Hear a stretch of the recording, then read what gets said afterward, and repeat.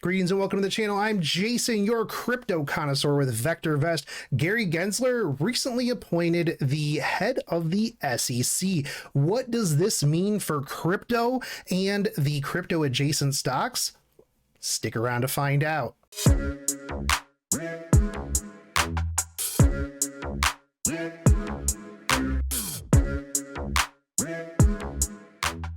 So yesterday we found out that Gary Gensler did get confirmed for the full 5-year term as the new head of the SEC.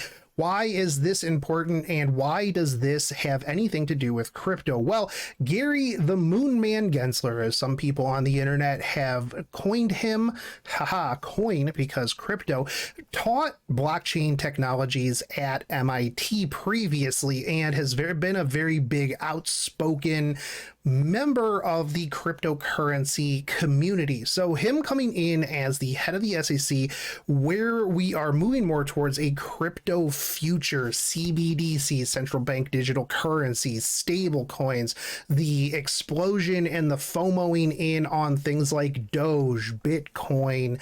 More and more people are talking about cryptocurrency currently, and well, unfortunately, there's not a lot of way in terms of regulatory clarity as being seen by the SEC versus Ripple case that is currently playing out in the courts, that a lot of people are hoping Gary Gensler will finally step in now that he has been confirmed and kind of bring us some clarity around a lot of these things.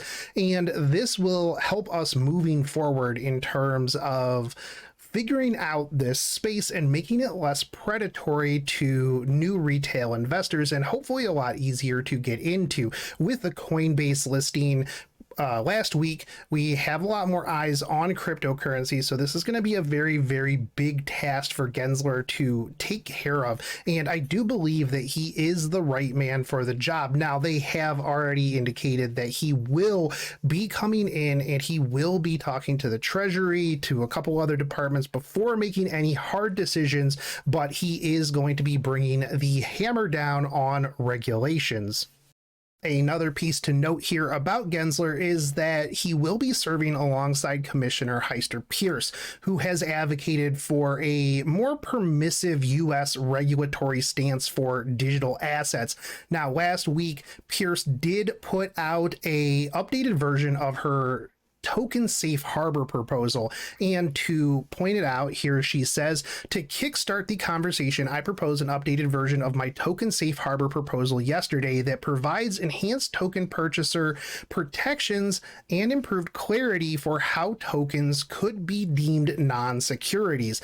Now, this is very, very big as well, because at the moment, the transparency around what makes a cryptocurrency a security versus a currency is on trial again in the Ripple versus SEC lawsuit. So I'm hoping that these two can come together and really hash this out for the United States to get back into the game of crypto, because at the moment, Japan, China, Sweden, Europe, Singapore, a lot of other countries are beating us at the CBDC, the digital asset space, and we are very, very much lagging behind. But with that out of the way, let's talk about the implications of regulations on Bitcoin and Bitcoin miners. So Earth Day is this week, tomorrow, as a matter of fact, and one of the big things with Earth Day is that environmentalists like to come out and talk about things that are affecting climate and the world in general. And one of the things in the crosshairs this year, and has been for the past couple of months, actually a little bit longer than that as well, is Bitcoin. And that is because, well, the Cambridge Center of Alternative Finance found that Bitcoin mining now uses 126 terawatts of electricity per year. Now, that is actually more than the entire country of Argentina at 125 terawatts of energy per year. So this is very, very concerning to a lot of people, seeing that in order to just keep this currency moving and mining, it is taking up more energy than an entire country. Now, one of the downsides to this is that we saw over the weekend that a mining hash rate drop crashed the cryptocurrency market very, very hard over the weekend due to blackouts in China as their mining rigs went offline due to energy problems.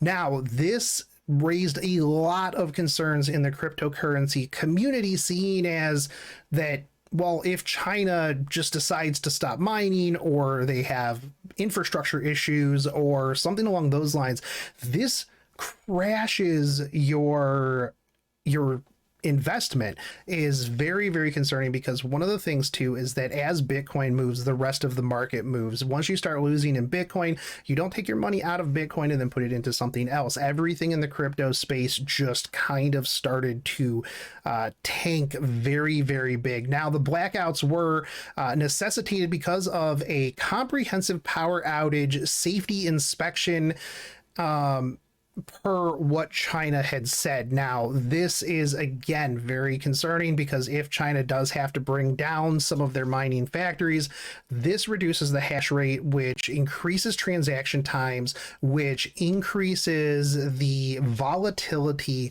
in Bitcoin. So they can just take their mining rigs offline for a couple of hours a day, and that tanks the market overall, which now is leading people to talk about regulating Bitcoin and imposing carbon taxes on Bitcoin, seeing as it does really use up a lot of power, and there needs to be some sort of accountability held on that. Now, there are some companies that have been talking about moving to green energy for farming Bitcoin, for mining Ethereum, things along those lines, but those are just kind of in the talks at the moment. What would that mean for things like Mara or Cannon? Now, if you look over here, I do have the chart up for Mara, which is a US based mining company. Now, this is a good company to get into if you want to get into the digital currency space, but you don't want to go buy and hold digital currency yourself. You can buy a little bit into the blockchain space, and Mara is a pretty solid stock. We can take a look here at the fundamentals of this. Let me grab this really quick here. So we're taking a look at Mara right now. We are currently, at the time of recording this, at $33. We are in a little bit of a downtrend, but this is also due to things, like I said, with the Bitcoin crash over the weekend, with the volatility imposed by the Dogecoin fanatics. The cryptocurrency space at the moment is very, very speculative and volatile, but I do think that Mara is going to be coming back, but the caveat is, as Gensler puts out regulations, is this going to impact Mara in the long run? Will they be able to shift over? If they do impose the carbon tax on these miners, what does that mean for the bottom line of the company? So while these may be good short-term plays for this one, and as well as Cannon, who is one of the companies out of China that actually creates the rigs for mining, these are going to be ones that you are going to want to watch out. They will have potentially explosive growth as more cryptocurrency comes into the mainstream, but at the same time, once these get hammered down by regulations, you could see a very sharp drop off as their margins increase and the mining becomes less profitable. Now, let's move into the Coinbase listing. It's been a week. Let's take a look at where it's at. Okay, so taking a look here in the software on the 5-day chart, it doesn't look very good, especially if you bought in day one at a little bit higher. We are trending a little bit down, but we do seem to have found a little bit of support down here in the 312 to 315 area. You can see that we are trending around there. We did hit a low on earlier today at 302, which I don't think that this is going to go below 300. There was a lot of speculation. There was a lot of hype when this first came out. It ran really high. I forget what it was. I think it was up to like 400 something on day one.